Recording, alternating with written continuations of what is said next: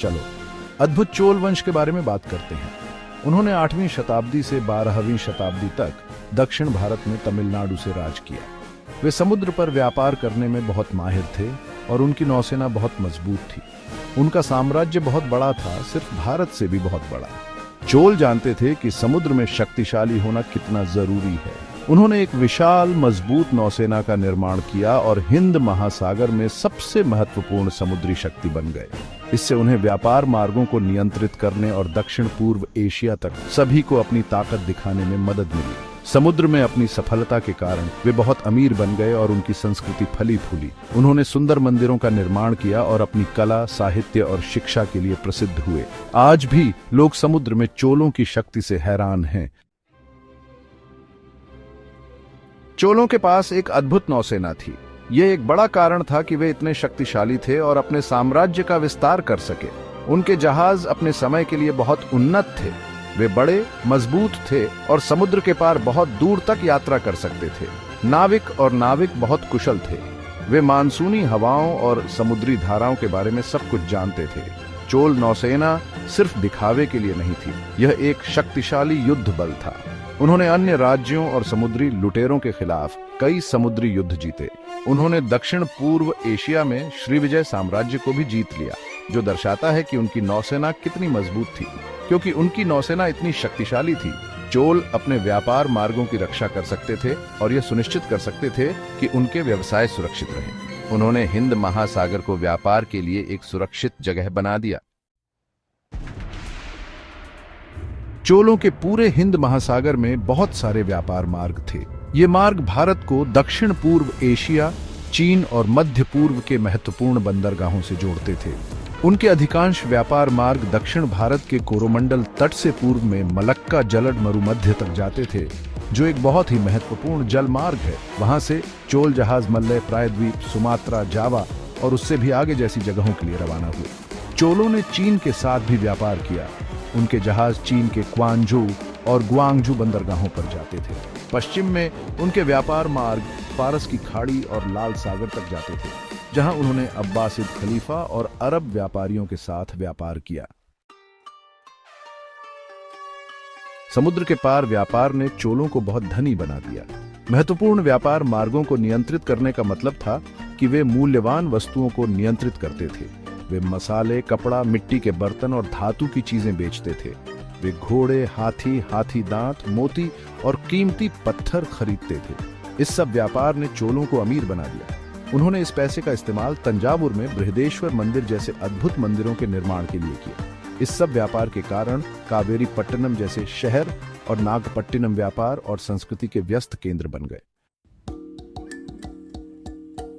चोलों ने सिर्फ वस्तुओं का व्यापार नहीं किया, उन्होंने अपनी संस्कृति को भी साझा किया। दक्षिण पूर्व एशिया के साथ व्यापार करते हुए उन्होंने अपने धर्म, भाषा, कला और वास्तुकला को साझा किया। चोलों के कारण हिंदू धर्म, विशेषकर शैव धर्म, दक्षिण पूर्व एशिया में लोकप्रिय हुआ। चोल शैली में बने मंदिर अपने ऊंचे द्वारों और विस्तृत नक्काशी के साथ पूरे दक्षिण पूर्व एशिया में दिखाई देने लगे। आप वहां चोल मूर्तियों और नृत्यों का प्रभाव भी देख सकते हैं। चोलों ने वास्तव में दक्षिण पूर्व एशिया की संस्कृति को बदल दिया। कुछ महत्वपूर्ण लोगों और घटनाओं ने समुद्र में चोल वंश के इतिहास को आकार दिया। राजा राज चोल प्रथम, जिन्होंने 985 से 1014 ईस्वी तक शासन किया, महानतम चोल शासकों में से एक थे।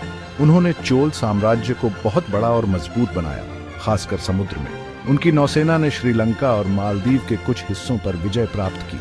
उन्होंने दक्षिण पूर्व एशिया में शक्तिशाली श्रीविजय साम्राज्य को भी हराया, जिसने चोलों को महत्वपूर्ण मलक्का जलद मरुमध्य पर नियंत्रण दिलाया। उनके पुत्र राजेंद्र चोल प्रथम, जिन्होंने 14 से 143 ईस्वी तक शासन किया, ने अपने पिता के काम को जारी रखा। उन्होंने उत्तर भारत में गंगा नदी तक एक नौसेना भेजी। इससे सभी को पता चल गया कि चोल नौसेना कितनी मजबूत थी। चोल समुद्री व्यापार और नौसैनिक शक्ति में अद्भुत थे। उन्होंने हिंद महासागर को नियंत्रित किया और एक विशाल व्यापार नेटवर्क बनाया। इसने उनके साम्राज्य को बहुत समृद्ध बना दिया। चोल अपनी संस्कृति के लिए भी जाने जाते थे। उन्होंने कला, वास्तुकला और साहित्य का समर्थन किया। चोलों ने भी दक्षिण पूर्व एशिया को बहुत बदल दिया। उन्होंने हिंदू धर्म और दक्षिण भारतीय संस्कृति को फैलाने में मदद की। आज भी लोग चोल मंदिरों, मूर्तियों और नृत्यों की प्रशंसा करते हैं। इतिहासकार और पुरातत्वविद आज भी चोलों पर मोहित हैं। उनकी कहानी दर्शाती है कि समुद्री व्यापार और सांस्कृतिक आदान प्रदान कितने महत्वपूर्ण थे।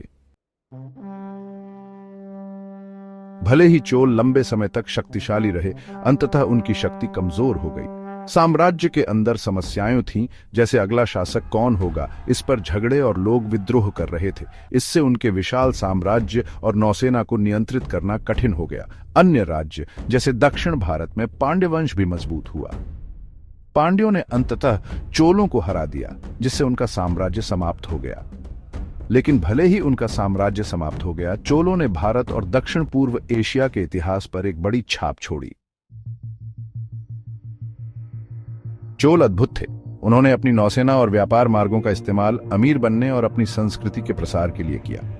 उनकी कहानी दर्शाती है कि बहुत पहले समुद्री व्यापार, राजनीति और संस्कृति कैसे जुड़े हुए थे। लोग आज भी चोलों को देखकर हैरान हैं। वे हमें याद दिलाते हैं कि इतिहास को आकार देने में समुद्र कितना महत्वपूर्ण हो सकता है। यहाँ तक कि सबसे मजबूत साम्राज्य भी गिर सकते हैं, लेकिन व्यापार, नौसैनिक शक्ति और संस्कृति में चोलों की उपलब्धियों को हमेशा याद रखा जाएगा।